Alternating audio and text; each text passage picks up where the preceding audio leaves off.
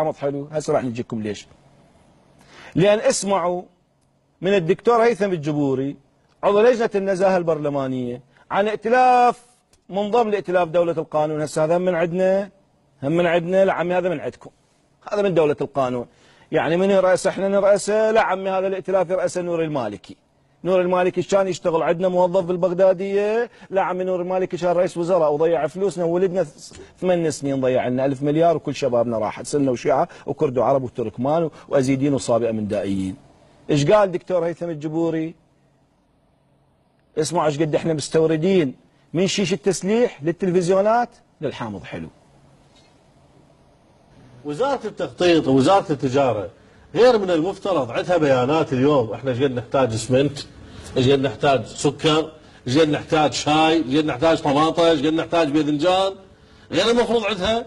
حتى انا ابو البنك المركزي شو اسوي؟ اشوف الفواتير اللي عندي كل تغطي النقص اللي صار.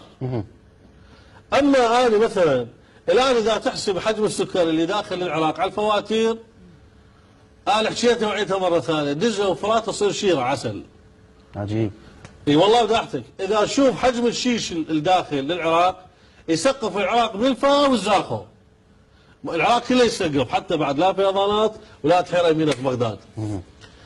تجي مثلا عقد من العقود 28 مليون دولار حامض حلو. شنو وين حامض حلو هذا؟ 28 مليون دولار. بقول اكو مشاكل. تلفزيونات بس مصرف واحد جمعنا التلفزيونات اللي جايبها يطلع لكل عراق 32 تلفزيون. كذب، مبينه كذب. مبينه كذب. دكتور هيثم الجبوري ما كذب. دكتور هيثم الجبوري يدقق بها 1 زائد 1، اذا ما تطلع عنده 2 ما يقول 2.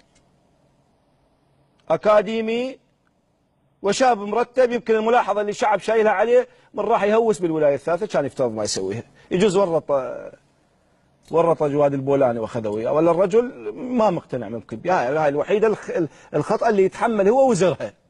من راح ايد الولايه الثالثه المالكه على شنو ما تدري. وهاي المصايب ما نفسها يا دكتور هيثم، ما نفسها موجوده بعهد المالكي. يعني احنا مستوردين شكر يا جماعه الخير يخلي نهر دجله شيره. مشترين شيش تسليح يخلي العراق يتسقف من فوق الزاخو وما تمطر الدنيا والناس تغرق. مستوردين حامض حلو ب 28 مليون دولار. 28 مليون دولار. شنو نوزع واهليه من كثر الافراح والاعراس؟ اشو يوميه ميتم. يوميه العراقي فاقد له عزيز ويلطم. بيا عرس استخدمتون بعرس حمودي 28 مليون دولار بعرس حمودي يابا وزعتوا اهليه، طشيتوا اهليه على الخير والبركه. طشيتوا اهليه.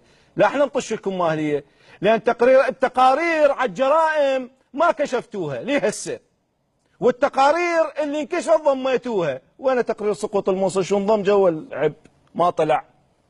وين تقرير سبايكر؟ وين تقرير المصايب اللي صارت من استهداف كل العراقيين؟ هاي كلها انضمت. بس علي العلاق اللي انطى الفواتير موافقات للبنوك الاهليه ان نستورد شكر يسوي نهر دجله شيره، ونستورد شيش تسليح يسلح كل العراق ويغطيه، ونستورد واهليه حامض حلو ب 28 مليون دولار. قدر ب 24 ساعه يقول لنا ترى ماكو بالخزينه الاستراتيجيه اي ضياع. لا عمي هاي دوله حامض حلو. هذا مو العراق اللي نريده. اسئتم للعراق وهذا مو العراق. العراق يرجع إلى كرامته واحترامه بإبعاد وجوهكم الكالحة كليتكم شلع.